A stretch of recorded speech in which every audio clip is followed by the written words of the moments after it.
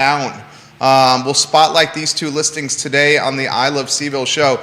And the fabulous Ryan Becklin, is that right, Becklin? Ryan Becklin is in the house. New to Charlottesville, but I can already tell, and I've spent all of 11 minutes with her, that she is a rock star and is going to do big time things in this community with Botanical, a plant-based restaurant, a vegan restaurant that's coming to the Charlottesville Downtown Mall in the old Java location. Folks, you see what this show is all about and what I Love Seville is all about. It's just spotlighting people that are doing good things, positive things, interesting things, talked about things in this community. That's what we're going to do. So we'll start the program in a matter of moments. Give the show a like and a share anywhere you are watching.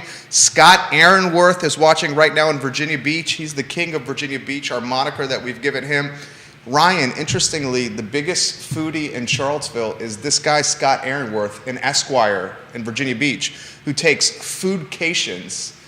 Scott, what is it, about once every 30 or 45 days, where this guy is spending, Scott, a couple thousands of dollars in your foodcations here when you include lodging, travel expenses, and food.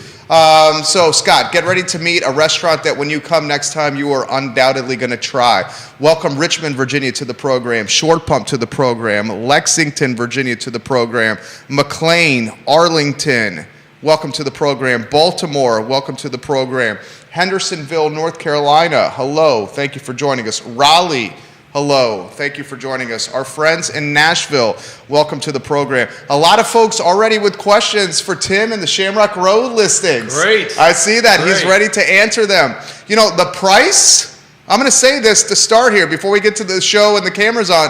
The price, after you hear his explanation, very well could be justified. Yes, it can. For these listings, and he's going to explain the business model behind it here on the show. Judah Wickhauer, our director, we can rock and roll when you're ready.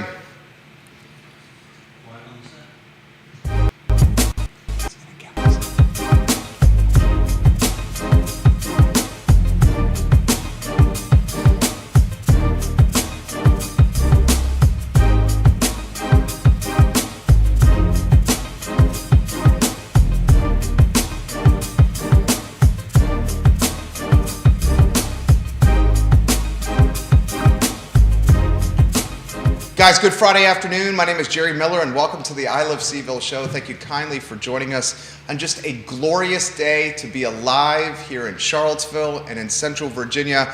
I feel like we're getting seduced a little bit by spring here in February, and we hope the weather stays like this and you are truly outside and enjoying it like we are, guys. Today's program is going to be dynamite.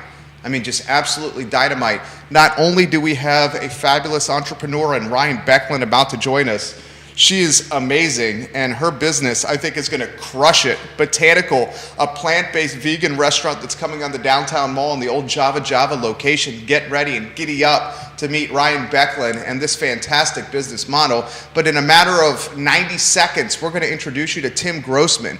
He is the owner and the listing agent of 126 Shamrock Road and 128 Shamrock Road, two listings that undoubtedly have been the talk of the town, certainly since we posted them on social media about 48 hours ago across the I Love Seville network. Before we go anywhere, we give some props to Scott Wagner of Scott Wagner Integrative Medicine for being a strong partner of this show. Our firm, VMV Brands, has worked alongside Dr. Wagner and his team for 10 years plus, growing and building that brand. And of course, our friends at Skooma Boutique Dispensary. The best dispensary in Charlottesville is Skooma Boutique Dispensary, also on the downtown mall, just a few doors down from where Botanical is going to open in the old Java location. Judah Wickhauer is our director, and I think on that note, get ready. Tim Grossman about to be in the house. Let's go to the two-shot and welcome Tim to the program. Good afternoon, Tim. Good afternoon, Jerry. How are you? I'm doing great. Great. Thank you for joining us. Had the pleasure of getting to know you around the squash courts at Boar's Head. You have two listings that are the talk of town. Before we get to the listings, how about a brief introduction of you for all those that are watching? Okay. I'm Tim Grossman. I've been in Charlottesville for over 20 years. I'm from Kentucky, from Louisville, Kentucky. And I've been investing in real estate for a number of years, not only in Charlottesville, but also in New York, Pennsylvania, and Florida. I came from Boca Raton, Florida to Charlottesville in '99. So I love Charlottesville. Charlottesville's great. I have two beautiful daughters. One's in PA school in Florida, University of Florida. The other one's graduating from Tulane this year and heading up to New York. And I have a beautiful wife of 30 years. And I've also been in real estate as a buyer's agent and also a listing agent for 4 years now. So I'm excited to be here with Jerry and to tell you a little bit about my listings. I'm excited to spotlight the listings. This guy, an entrepreneur through and through, an entrepreneur in many different spaces of business. And we're gonna focus on the real estate side of what he does. I'm gonna get out of your way. 126 Shamrock Road, 128 Shamrock Road. Where do you wanna start? Anywhere you wanna go. Well, I'll start with, both of them. They've been, after investing in a lot of real estate outside of UVA, I decided that I wanted to stick in UVAs around the campus. And both my properties are side by side. They're right by Scott Stadium. They're 2 doors down from Scott Stadium off of Stadium Road. The beauty about the properties that I bought are that they are considered R2U, meaning that you can have 2 units on each property. In each unit, you can have 4 unrelated people in each unit. So in all reality, right now, I don't have that currently, but a developer or someone that would like to buy the properties could potentially have 16 unrelated people in occupying both these units. And I've spoken to the city, the zoning, and that's exactly what I have. I have 2 units on each property. Each property could have 8 unrelated people in those properties. And from a income related perspective, that could equate to possibly $700 per bedrooms times 16 would be approximately $150,000, give or take. So there's a lot of potential for any buyers that would like to purchase my properties. And I feel like the price justifies the property that I currently have listed. Okay, great answer. So let's get to that justification. Before we do, Tim, what prompted you to make the purchases of 126 Shamrock Road and 128 Shamrock Road? When did you buy them, and why did you buy them? Well, I bought the 126 Shamrock Road when I had come from Boca Raton, Florida, and I invested in some foreclosures in Charlottesville and also some other properties, which I sold. And I decided that I wanted to buy something by the university because I knew I would always have rentable income. I would never have to worry about them not being rented. I bought 126 in 2002. It's a 3-bedroom, and I've made it into a 4-bedroom property. And in the back of this property is a 1-bedroom cottage that I have rented. And I've had these since 2002. They've never not been rented. 128 I bought in 2005 because I wanted to kind of own that area of Charlottesville that on Shamrock Road, and I bought 128, which is a 2-bedroom, 1-bath house, and it had a garage on the back of it, which I converted into a 1-bedroom loft apartment. So now I have 2 units on each location. My goal is to eventually maybe buy 124 Shamrock Road, and I would have 3 properties side by side. So that's my goal. These 2 properties, interestingly, the summer between my first and second year at UVA, I lived on Shamrock Road. So I know Shamrock Road well. The location to grounds is fantastic. I walked every day between first and second year to grounds, to the UVA corner. I got there easily. There's a bus stop that is right off Jefferson Park Avenue. So if you're taking the bus or public transportation, it's very easy to do. You got that Fry Springs corridor where Fry Springs Station, Dirty Nelly's is, where Guadalajara, John Yornalis, he's the owner of Guadalajara. I'm giving him some props. He's watching the show right now. That corridor is blowing up. So that Shamrock Road is fantastically positioned for a number of different amenities, including the football stadium, Scott Stadium, right there. That's right. So you wanted to say something. Where do you want to go here? Well, what I was going to say was that besides that whole community, I mean, you have all the different schools at UVA. You have the engineering schools. So I've had a lot of the engineering students rent from me. I've also had the band members. I've had the band members in there for the last 4 or 5 years. So they've been coming one after the other. Great location, and like Jerry said, it's right by the bus stop. It's close to everything, and my goal now is to possibly go after the traveling nurses, because that's another area that I could, that definitely could use a house near the hospital and the university. Now let's talk about the price. $799,000. Let's just call it, for the sake of a talk show, $800K. $800,000 asking for each location. That's right. 1.6 asking for both properties in totality. You have your pulse on this community. I'm sure you heard folks say, 1.6 million for these two properties, or $800,000 for one property. Oh my goodness gracious. Your response to that, and also your empathy to what prices are doing in this community. Right. Well, I can understand the price is a high price. I do agree that it is. However, with the potential that's there, I think that you can justify the price very easily. The community of Charlottesville, just being in the real estate business, is there's just aren't a lot of listings right now in the area. So prices are just going sky high right now. By the university, there's properties that are less rooms than my property that are going for close to $500,000. And it's pretty amazing, but I think the location is great, so I think I can justify the price as long as people look at it as future development, especially with the zoning that could be changing in a year, 2 years, maybe 4 years. But you have to have some you have to have some vision as far as what could happen down the road. And it's right on UVA's campus, and UVA is expanding all the time. So let's put this in perspective, and this is your game here. I'm going to do the cliff notes for the viewers and listeners. You got 4 states watching this program. You got a lot of the Commonwealth watching you here, and certainly Central Virginia. The city of Charlottesville is landlocked at 10.2 square miles. There is extremely limited inventory in the city of Charlottesville. And because demand is through the roof, UVA is going to admit more students than ever before this fall.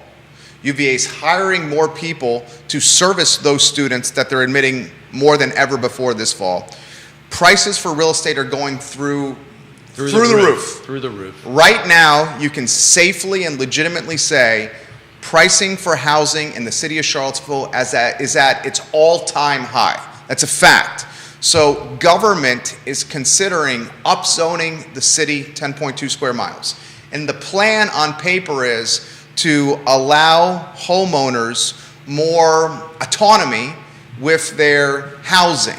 So they could potentially convert an R1, a single-family detached housing, which represents 53% of the housing stock in the city of Charlottesville, is R1 single-family detached. And they're considering allowing homeowners to create duplexes, triplexes, granny suites, granny flats in the basement, just increasing the density. And the thinking is if you allow more density in the city, more inventory to spring up, it could stabilize price points in the city. I want your take on that.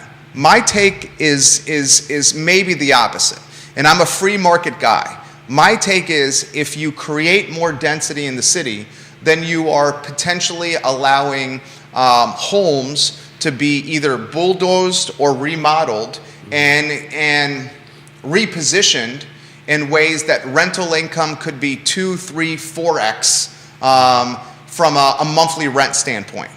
What's your take on the upzoning potential, and if there's any concerns you have with upzoning coming to the city of Charlottesville, Tim? Well, I mean, from my standpoint, upzoning is a good thing. because the potential there is that a developer could come in and buy my properties and develop a 5-6-story building on my land that I have, and have underground parking, and maybe have 48 units or more in this one small area of Shamrock Road. I think that could potentially happen. I think that we've seen a lot of different homes in Belmont, for instance, that have been expanding in a small space, and they've gone up. And we're talking about homes that were sold for $250,000, and now they're selling for $600,000. So from my point of view, the new zoning is a good thing for me. For some residents, it may not be. What is your take on, so this question's coming in. This is coming from Stephanie. Loving the interview, loving the topic right now. Thank you for bringing this guest on the program. He's certainly offering some insight on the price point and how and why he listed it at this price point. Please ask Mr. Grossman why he wouldn't do the remodeling work himself and just take advantage of that potential himself. That's a good question. That's a great question. Thank you for asking that. I've thought about that myself to do. However, I'm at a point in my life with a daughter still in school, and that I can't take money out and be without rent for a few months to do the development. Potentially even longer. It could take longer, yeah, because you would have to go up on these properties, and I think someone that has the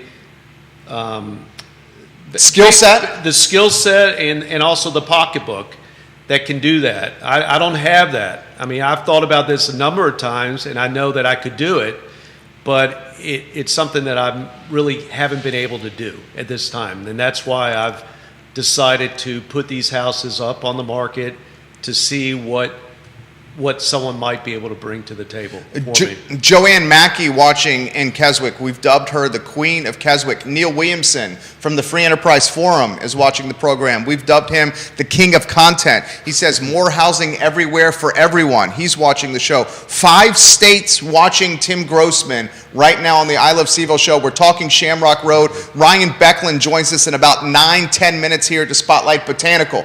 What is the best use of 126 Shamrock Road and 128 Shamrock Road, do you think? I think the best use would be to develop the properties and make them into what the zoning has told me that I could potentially do, into 8 unrelated parties in each property. So for a total of 16 at this time. Now, potentially, if that's today. That's today. So it could change with upzoning. That's right. With upzoning, it could change, and someone could look at that property as being potential. I don't know the exact number of rooms, but you're talking about at least over 20, maybe close to 40, 50 rooms. By going maybe 5 floors up. Explain, and Tim Grossman, you're killing it right now.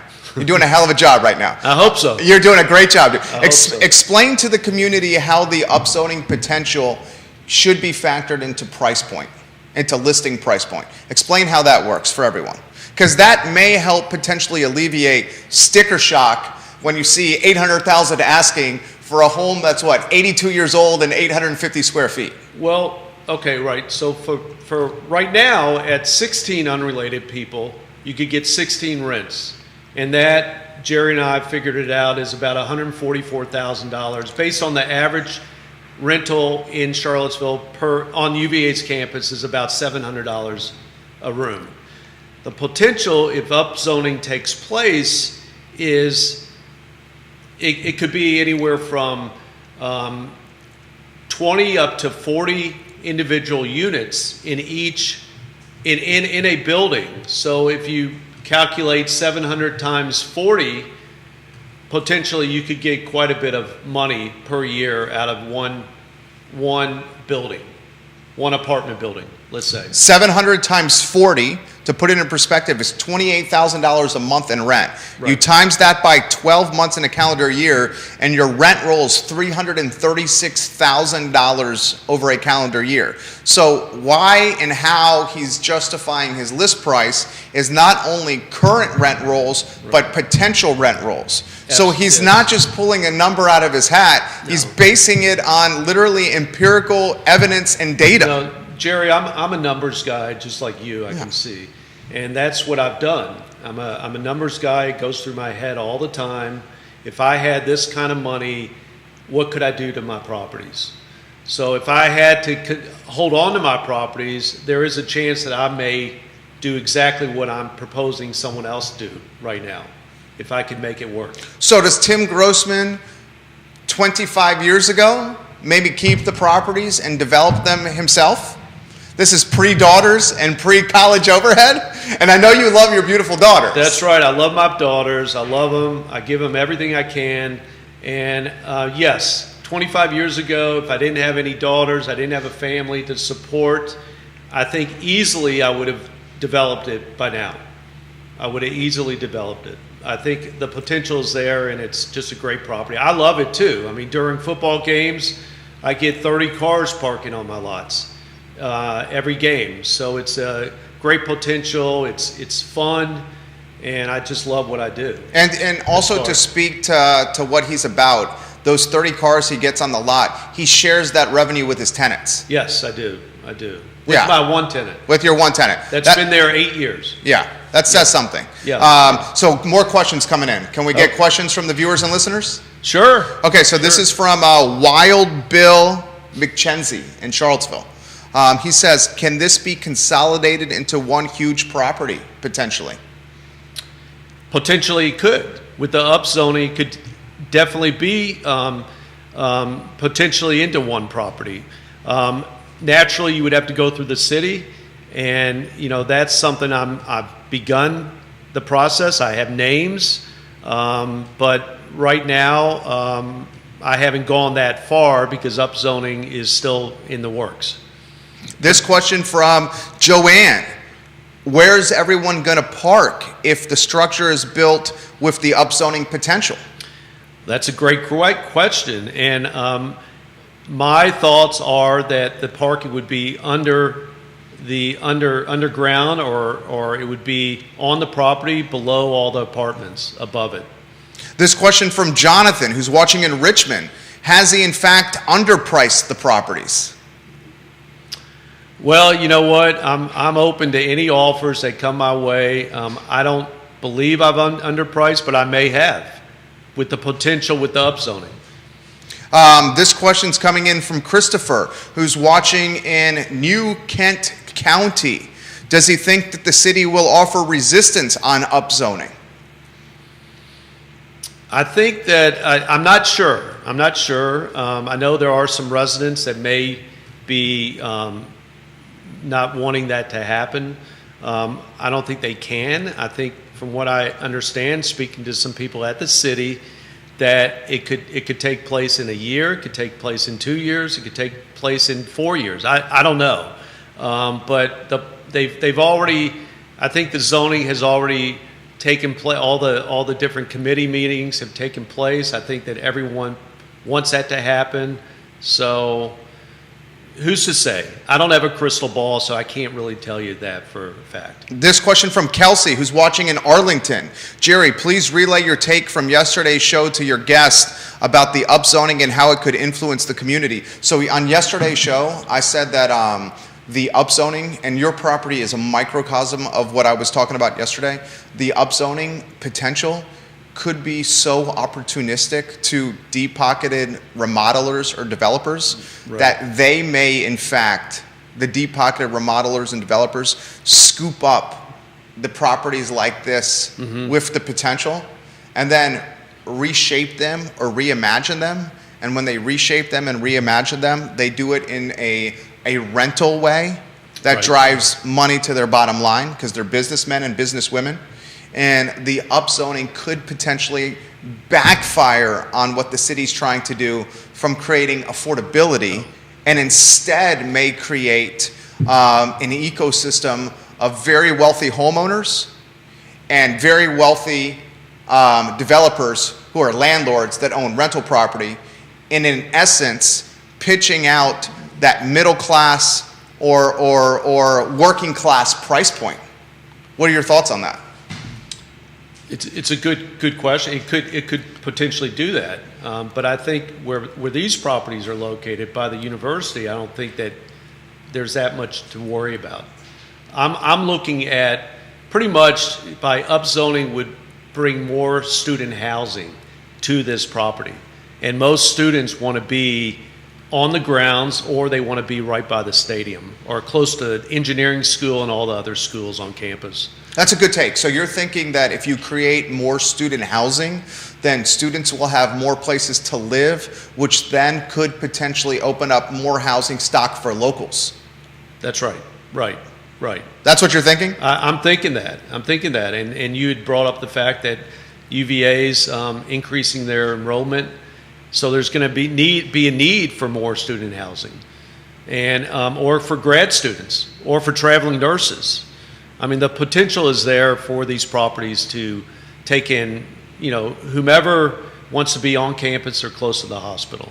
Neil Williamson, the president of the Free Enterprise Forum, has this. And guys, Ryan Becklin is T-minus 3 minutes away of Botanical, the new restaurant opening in the downtown mall. Your listings are on Fuego right now. In Fuego right now, Chico, with people talking about them here. Neil Williamson says, as of August 2021, statistical data in Charlottesville indicates that the median construction cost for a new parking structure is $25,700 per space.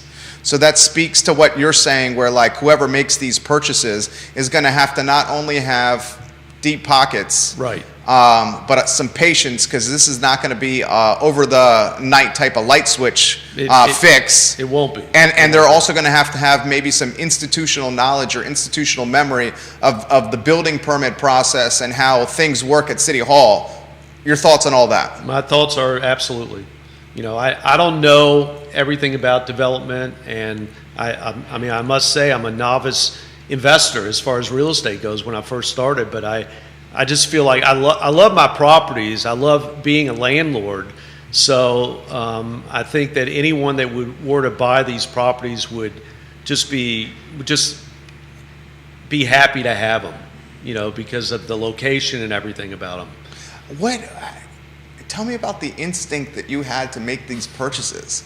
I mean, is this like they say every entrepreneur has a little bit of skill, a little bit of knowledge, and a little bit of luck?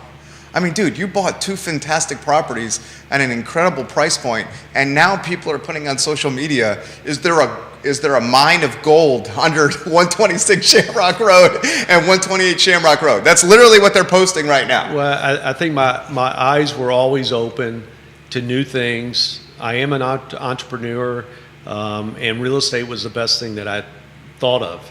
And I've done it in Florida, I've done it in Pennsylvania, I've done it in New York. So, I've done it here, as a solo guy, and it's worked out very well for the last 18 years.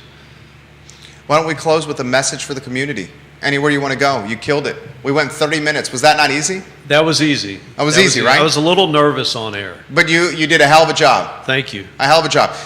Final word. Anywhere you want to go, I would suggest potentially here with a lot of people watching that you tell them how to contact you if they're interested. You can contact me at 434-242-0227. But I want to thank Jerry for being on the show and meeting him. And, this is a great show. It's fantastic. And if anyone needs real estate at all, please call me. I'm a big buyer's agent. I've only been in it 3.5 years, but I have over 110 sales. So I've done really well. But I love Charlottesville. My wife loves Charlottesville. My daughters love Charlottesville. And thank you very much. Our pleasure. Wish you the best of luck. Thank you for joining us, Tim. Thanks, Jerry. Tim Grossman. Excellent work right there. 126, 128 Shamrock Road. There's the business model. Joanne Mackey says, great show, Jerry. Thank you for watching, Joanne. I thought he was fantastic. He just justified the price points right there. So potentially that sticker shock of $800K for one, $800K for the other looks, from a business model and a statistic standpoint, maybe justified, and as some people are putting on this feed literally right now, maybe slightly underpriced if he's getting that kind of rent, and that kind of rent is on the near horizon. But we're going to segue into a new topic, and you did a heck of a job, Tim. Judah Wickhauer, let's go to the two-shot, and we have Leah Elberson on LinkedIn already giving Ryan some props. Can't wait for Botanical to open. I'll be there all the damn time, he says on LinkedIn right now. So Ryan Becklin, guys, is on screen right now. First, good afternoon, Ryan. How are you? I'm doing good. Excited to be here. Thank you for coming. Yeah. I'm, busy getting ready to open, but the timing worked out perfectly. I got a little and you're bit of close. time here. Yeah, right behind you. So. Right behind. All right, Yeah. So before we talk Botanical, before we talk new restaurant coming to Charlottesville, I think a restaurant that's going to 100% crush it. It's crazy. And she's going to, I'm not going to steal her thunder, but I don't think there's a vegan restaurant in town. She's going to identify the competition in the marketplace for us here. But before we talk about all this stuff here, how about an introduction to you and what you're all about? Yeah. I'm Ryan Becklin, and I moved here pretty recently, actually, from DC in June. So I have not been in the area a long time, but after being in quarantine in DC and just seeing everything that happened in the city, I wanted to get out to more of the mountains, more of the outdoor space, and I decided that I wanted to put my energy into opening my own restaurant. I've worked in the food service industry for about 6 years, so I've got good experience, but it was just time to do my own thing, and Charlottesville just seemed ready when I started to look into it as having a fully plant-based restaurant, but once I got here and started spreading the word, it seems like they're really ready for it, so that's great. So did you open up a map of the country and throw darts on the map and pick Charlottesville? Is that what happened? I was actually, me and my partner, he really likes being near the mountains. He likes mountain biking, and I love the outdoors too, and we basically, we're between Asheville and Charlottesville for a long time. I love Asheville. Yeah, because the mountains and being on the East Coast, my family's on the East Coast too, up in Northern Virginia, and I wanted to be closer, and so we're between those, and they're very similar areas. Yeah, two super expensive areas, right? Yeah, very similar, and they have kind of similar foodie culture. Asheville is a little bit more, a little more vegan restaurants and things like that. For sure.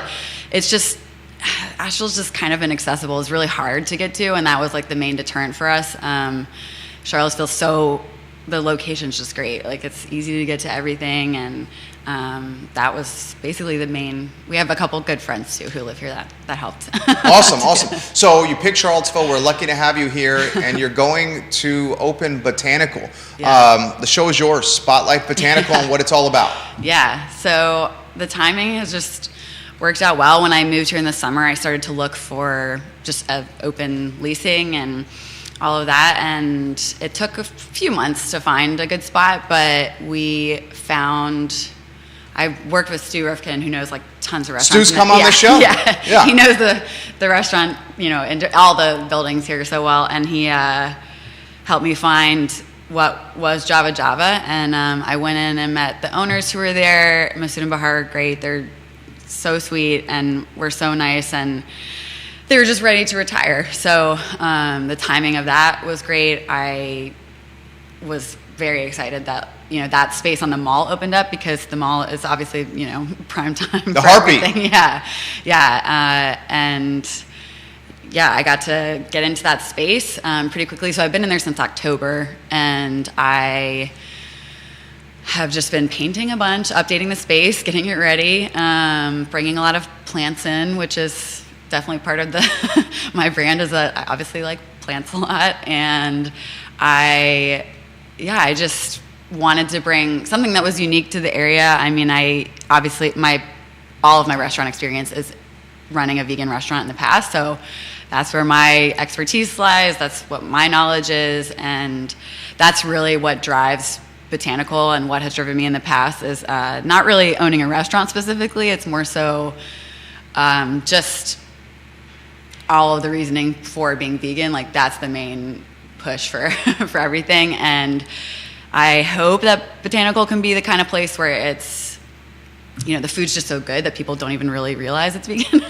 It's it's just good food regardless, and you can feel a little bit better about eating it, and yeah, that's the goal. Great answer. So let me ask you a couple questions about the restaurant. Are we thinking quick serve, counter serve?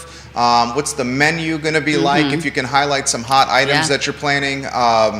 Hours, soft launch, grand opening, all the above. So, and I know it's a work in progress. Yeah, it is. I think actually, so not this weekend, it's Friday, but next weekend, March 5th, I think is gonna be our official open. So get out of town. We're only like a week Dude, out. Where's the clap button for here? I'm giving you some props here. March 5th, it's grand opening. Yeah, so it's very soon. That's baller. And I hadn't announced that yet, really, but that's gonna be it. So I think, we've passed health inspection. Like, there's nothing really else holding us, back. So we're gonna be, and they're prepping a lot this week. But the menu is going to be a big part of it. I mean, it's going to be pretty standard stuff that you would see on a menu, so it's nothing too crazy, but it's going to be, small plates that you can share, salads, sandwiches, a couple bowls. I think one of the couple of the biggest sellers will be the miso cashew cheese, the mac and cheese. So that one is just a vegan version of mac and cheese, and people love mac and cheese, so it's still got, hits all those comfort notes that you're looking for. And instead of a bacon on it, we're doing a mushroom bacon on there. And it's just a recipe that's taken me, honestly, years to get it right. And so I'm confident with that one. It's good, and it's going to be a pretty big seller, I think. It holds up well, too, so people can eat it days later, and it'll be fine, honestly. And then I'm doing a crispy chick sandwich, which is not chicken, obviously, and instead it's a fried oyster mushroom, and it's super. I actually just made it last night to double check the recipe, and it was very good. So I'm excited for people to try that out, and just to really try some vegetables in probably ways they haven't yet. We're gonna do. I'm really excited for things like even the simpler stuff, like we're doing a take on a Caesar salad that's just going to be the vegan version of that, because I really missed eating that when I gave up some of those things. So it's a lot of the food that I just like eating and converted into vegan form, and I really like cooking. That's the main part of what I worked on in the as soon as I started had the idea that I'm going to do a restaurant, the menu was the first thing. I was like, okay, I got that part down, because I cook a lot. But yeah, I've learned a ton about the business side of it going into that. But the hours we're going to do, so we're starting off doing Wednesday to Sunday, 9 a.m. until 8 p.m. So, and then Friday and Saturday till 9 p.m. So it'll be a little later those days. But Mondays, I know, are the day here. It seems that everything's kind of closed, and I wanted to have 2 days that I knew I could prep and get ready for the week. So we're gonna do that now, but we'll see. I'm very flexible, so whatever people are demanding and when they're coming, we'll just adjust hours accordingly. But yeah, the response from the community has been amazing already thus far. People are definitely excited and super supportive.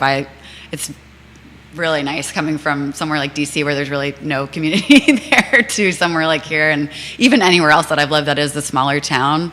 I've never really seen a community like here, so I'm really excited to get more involved with that, as as being just a business owner in the town and getting to know people that way. So great answer.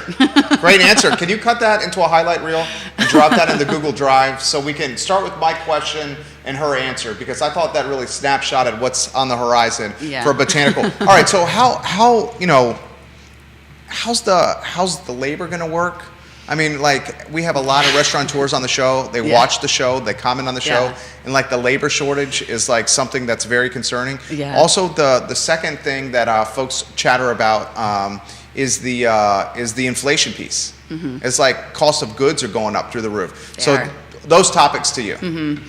Yeah, so labor is definitely a concern. I'm really lucky because I have two awesome guys that the three of us all kind of have counter points of strength, and one is really good, more on the coffee side. So we will have coffee and carry that over from Java, and then We are going to have cocktails too, and so my other guy is really good on like the drinks and things like that. And so those guys I know, they moved here specifically to work with me, so I know they're solid and they're going to be here. Get out of town. Yeah. Smart lady, smart businesswoman. Yeah, so they're like the ride or dies from the beginning. I know they're going to be like with me, which is great. And especially to just have two other, 3 full-time people is decent at least, but I don't know what our labor is going to be. From the get-go, I don't know how much I'm going to need. It's going to be very dependent on the demand. And so if we are really busy right off the bat, which would be the hope, then I am going to have to hire immediately. So I'm just hoping that because it's new and it's something a little different, like we'll Dude, I think you're going to be Yeah. gangbusters. Yeah. New restaurants in this community, the novelty, it just makes it go crazy. And on top of that, and I want to get your take on the inflation piece, but and I apologize for interrupting. You're on good. top of that, the competition in the niche vegan is not super intense here. Yeah. Can you spotlight or give us a take on that? Yeah, I mean, that's one of the big things that I've seen in just opening is that so many people are like, I can't believe we don't have a vegan restaurant here, and they're kind of surprised at that. And I haven't been here long, but any place I travel, I always like immediately look for the vegan places to go to and to try different stuff. And I've been doing that anytime I came to visit here, and some of the other big, like I think Bang and Firefly do great jobs. Like they have solid vegan options on their menu. They do a really good job of it, and I've seen it in almost every restaurant now. Is like that they do have at least one option or something. So it's clear that the demand is there. And we have a couple juice bars in town too, especially like Juice Laundry. They're doing, they've been fully vegan from the start, but obviously I'm not doing the the juice route or the smoothie route. It's going to be much more of a full food menu and coffee and drinks. So yeah, it will be the first of its kind here, which is exciting. I hope that it just means that there will be more coming, which is great. Can we highlight that? Did you hear what you just said? I mean, this is an entrepreneur making big things and thinking about the market. The first vegan restaurant. Yeah. In do we say in Charlottesville, Virginia history? I don't know. I mean, maybe there Is has this the been first vegan restaurant in Charlottesville, Virginia history? I know that there's been maybe vegetarian ones, but not vegan. But Yeah, that's I don't think- different. Yeah, it is different. Can you spotlight for for folks that and the vegan movement is significant and noticeable, but the difference between vegetarian and vegan? Yeah, so the difference is just, vegetarian is eating no meat products, and then vegan takes it a step further where it's no animal products at all. So no dairy, no eggs, things like that. It's much more of like, honestly, a bigger lifestyle thing where it's, it's like the clothing you wear. It's just, it's kind of a mindset. It's in everything, yeah. And it's still like I'm still learning things about it, and it's it's one of those movements though that is I'm excited for it because it seems very much like it's trending that way, and that it's definitely here to stay at least. Like it's not going anywhere, and I've been vegetarian since I was really young, and eventually switched to vegan. And, When did you start? When I was 10. No way! I was like one of those kids that was just very like, the animals, I can't eat that. So you go vegetarian at 10. When did you go vegan? I honestly don't. It was a few years ago. It was when I started working for Fruitive, which is a DC, Virginia Beach restaurant, and they serve fully vegan, and they're more of the smoothie type vegan place. And so but I was eating that food all the time and mostly cooking it that way at home. And so it was really restaurants was where it's like harder to eat fully vegan because there just weren't as many options. And so, yeah, I made the switch over, and it's been great. Like I said, it definitely is like kind of becomes part of like your whole lifestyle. But yeah.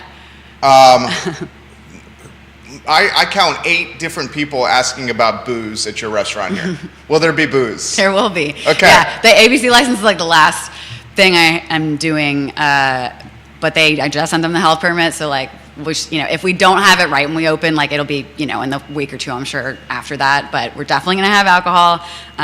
What kinds? We're probably going to do, we're going to do 3-notched, I think, for beer. Nice. And then we'll have, just a variety of wines. And then we'll do some, mostly just like house cocktails. We'll have not, a massive bar, but we will have a full bar.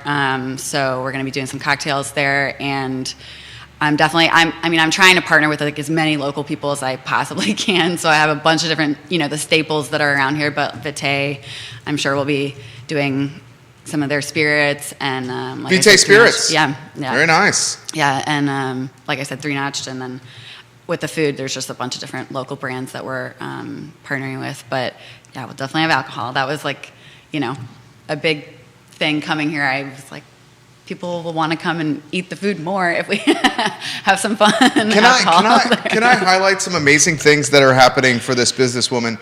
She is opening a restaurant on the downtown mall, which is the iconic spot of the city.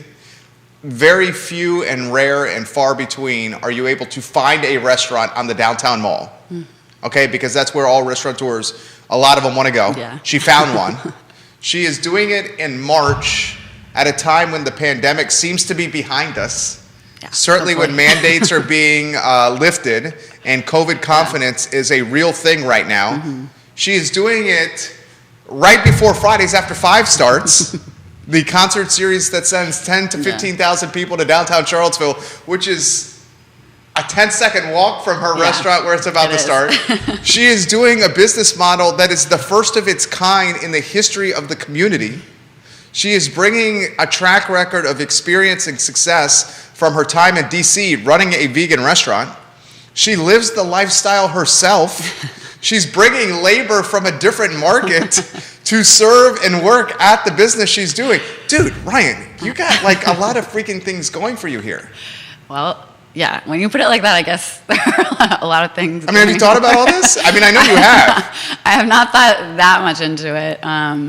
It's most, my brain right now is like just trying to get all the little things that there's a million things that you have to do when you open a restaurant. And so it's right now I'm just like, go. I got to get everything ready to open. So I don't take that much time to think through what's actually happening. But it's exciting. Johnny Ornalis watching the show. He owns Guadalajara Fontaine and El Mariachi at Zion's Crossroads, 2 restaurants. And I believe you're opening, Johnny Ornalis, you and your fantastic family, a food truck or a food cart of some kind. And I can't wait to spotlight that on the show. He says, bravo and best of luck. We will definitely be trying it out. The nonprofit Come As You Are Seville, a nonprofit that brings support, resources, and hope to marginalized and underprivileged community members in Charlottesville, says we're coming for the mac and cheese and we will be there on day 1. Yeah, I have to give a specific, actually, through your show and through, so Scott Williams was one of the first people I met in Scott town. Williams. And the only guest that's ever danced on the set, Scott Williams. Can we get you to dance here on the show? Maybe. Oh, she might dance on the show. I did grow up dancing. That was my I might hold you to that, Ryan. Scott Williams was one of the first people I met in town, and he has introduced me to so many. He introduced me to Lee. He introduced me to Tristan at Come As You Are, and I watched them all come on your show. And then there were a couple, maybe a month ago, a bunch of them came and saw the space, and Tristan and Freddie, both of those organizations, Come As You Are and Love No Ego, I am like really excited to work with them in the future, and I just want to get in with as many of those community programs as I can. Also Camp For Real too. That's like I worked for Scott a little bit in the summer to just see what he was doing there because he's serving plant-based food also, and that was really exciting to me. So especially with the kids, I wanted to see how he was doing that with them. So Tristan, Freddie, and Scott Williams, A+ people. Yeah. More questions coming in. Will you be on Open Table?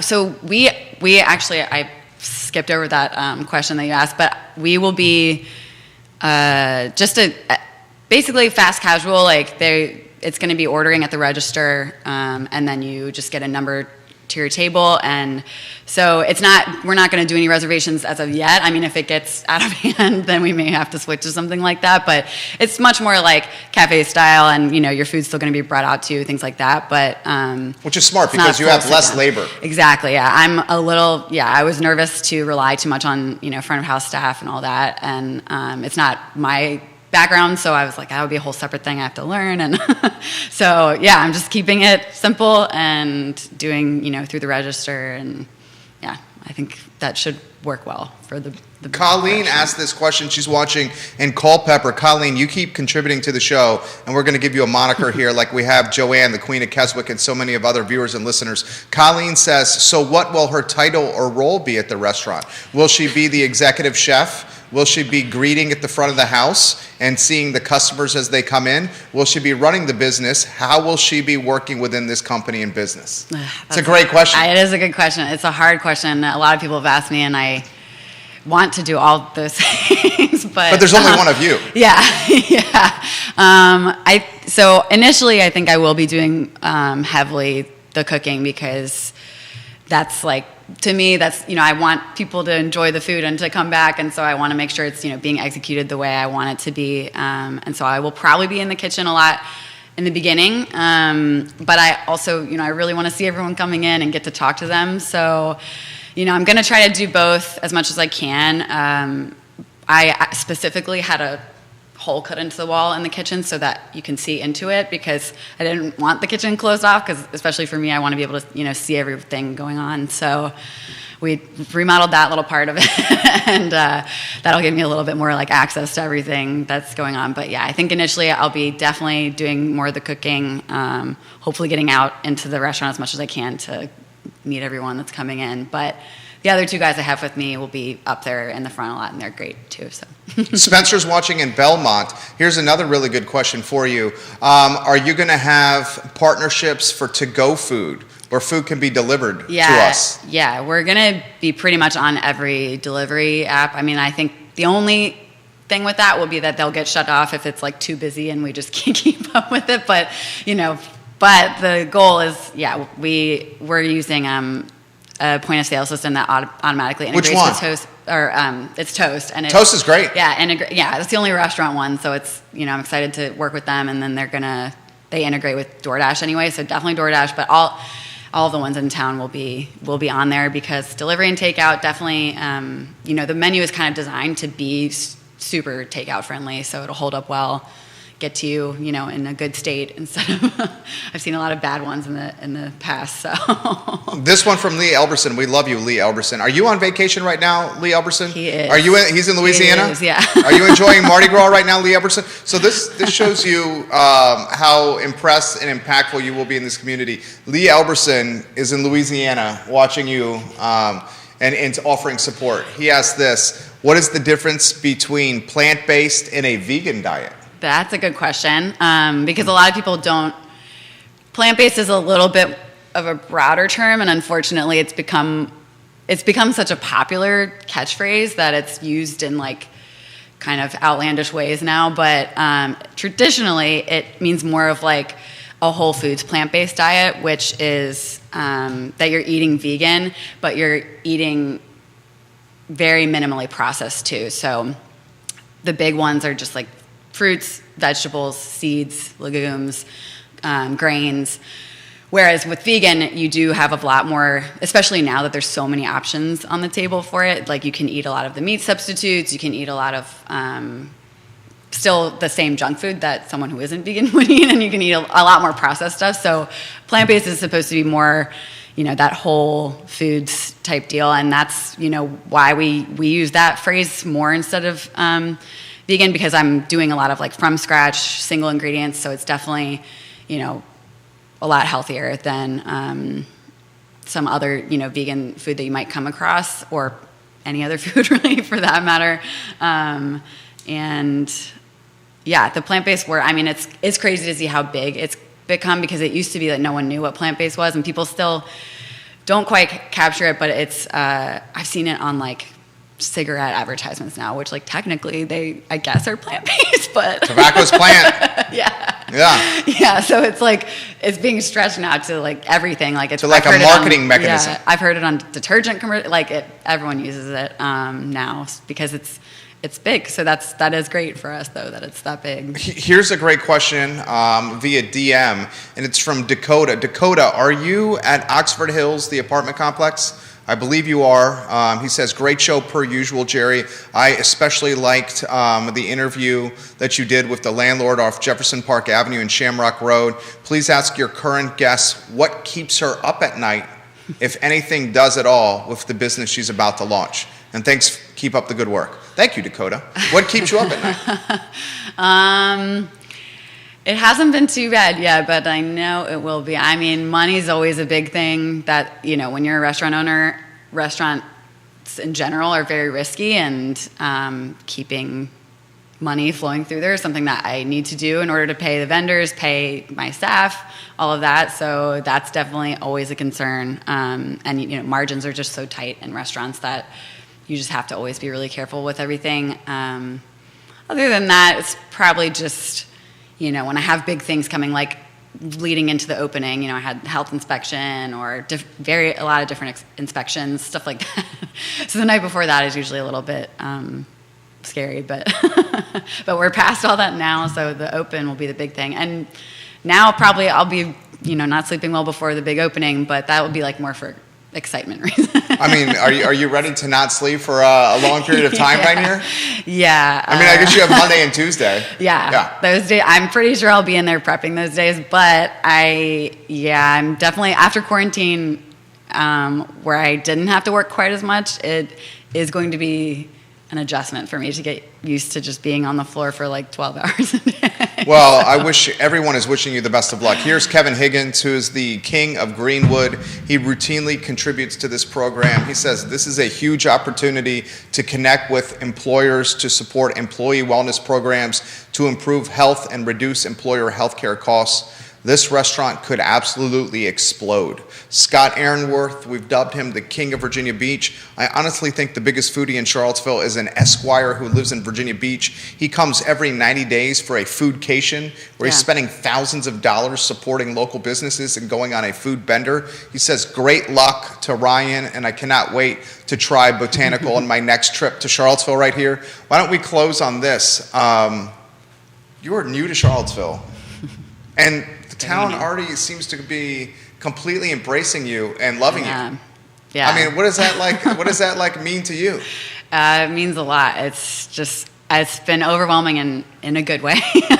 I had like a private soft opening with mostly just friends and family, and in particular some of the people I've met since I've been here just for the half a year, and it's amazing to see the support that people are giving me. I couldn't ask for anything more. I'm very, very just ready to open for them because they've been like asking all the time when we're going to be open. And it's nerve-wracking to like put your food out there and to put, the restaurant itself, like the design and everything was done by me. So it's very, I've been like, if people don't like it, that's okay, but it is basically me in a restaurant, so you're saying you don't like it. So it's like vulnerable, the feeling, right? Yeah, it's very much me in there. I'm just ready to get it open, and I know the community is going to support me. They've already done so in so many ways, so it's going to be great. Okay, so why don't we close with this? Last one. Let everybody know, again, the who, what, when, where, why. We're talking, Did you say March 5th? Yeah. Next Saturday, I think, will be the big day. All right, so here's your time to shine here. Next Saturday, Botanical, Downtown Mall, Old Java, what am I missing? Yeah, on Saturday we'll be open at 9. It is a little bit more like grab-and-go type stuff for breakfast, but then at 11 we'll be doing, full lunch and dinner. And like I said, if we don't have alcohol right off the bat, then it's coming in the week or two, I'm sure, after we open. And we're just going to be, that first weekend will be our first weekend. So just, hopefully we crush it. But, if it's crazy in there, just, be patient with us. Be patient. Yeah. I think it's going to be crazy in there. I cannot wait to see you around the downtown mall. Yeah. We will be there to support you. I wish you the best of luck, and I think you are going to freaking crush it. Yeah, I hope think so. you're going to crush it. Ryan Becklin, boys and girls, thank you so much for joining us. Thank you. Thanks for having me. An absolute pleasure. Botanical on the downtown mall in the old Java location. If you want to go to the One Shot for us, Judah, I want to get a couple more items off our chest. And please support the business owners that live in the community that make this community great. And I think she undoubtedly is going to make this community even better. I mean, think about all the elements she has going for her, guys. She has the first vegan restaurant in the history of Charlottesville, Virginia. She's opening on the downtown mall. She's opening in March. In March, as COVID confidence is getting to be an all-time high, as mandates are going behind us, she's opening less than 30 days before Fridays After 5, a concert series that's going to bring 10,000 or so people to the downtown mall. It's going to be amazing. And it's going to be absolutely amazing. Follow Botanical on Instagram for more insights and updates on that brand and business. Last item out of the notebook is something that friend of the program, Jim Hingley, has put on my radar today.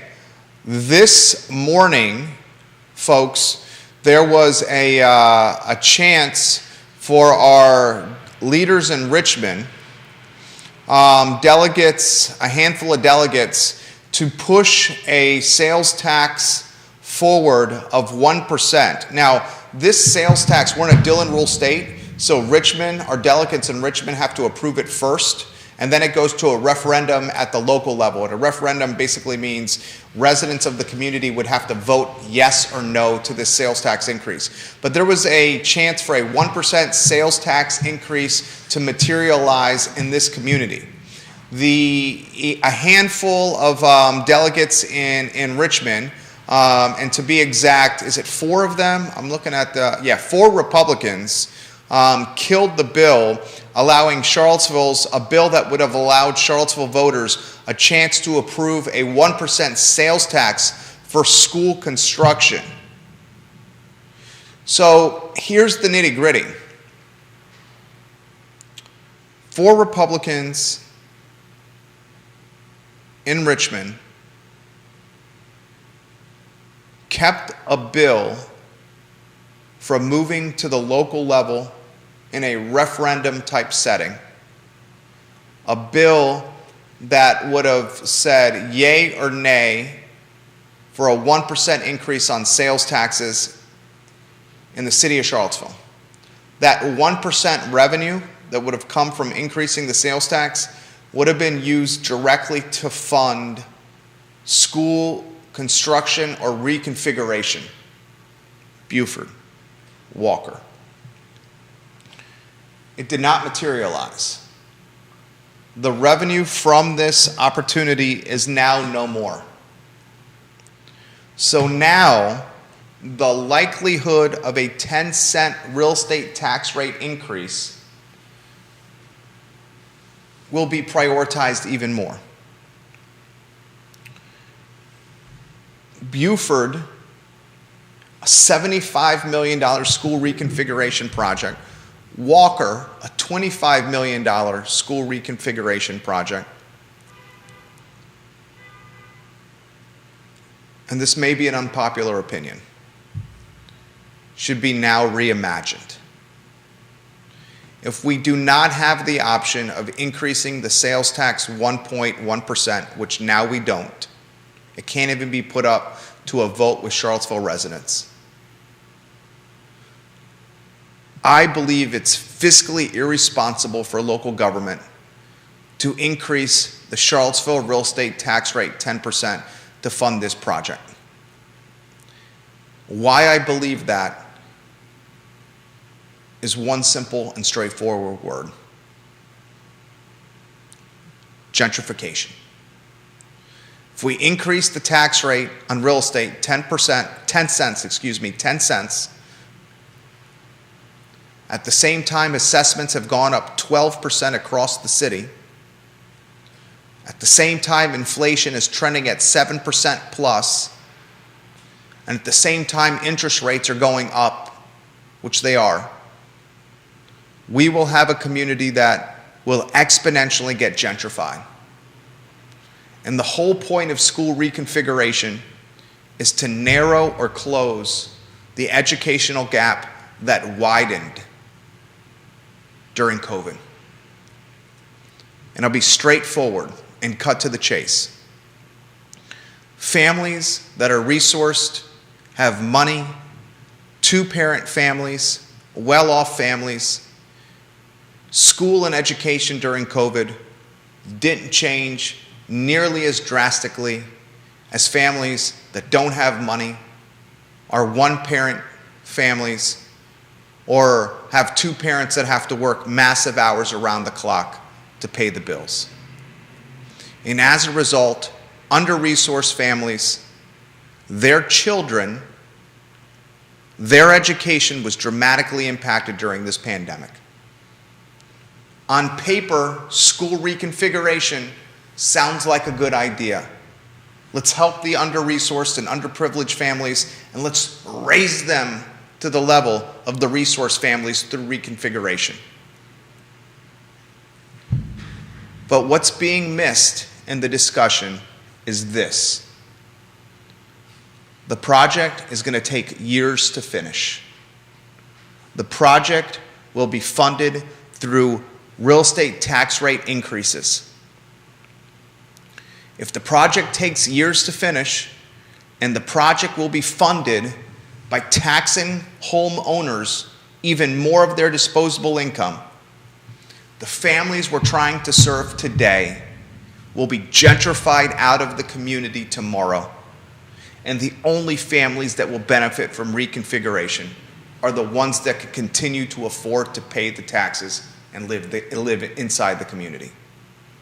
In closing, school reconfiguration at a $75 million level for Buford and a $25 million level for Walker is fiscally irresponsible and a poor use of taxpayer dollars. My name is Jerry Miller, and this is the I Love CVille Show.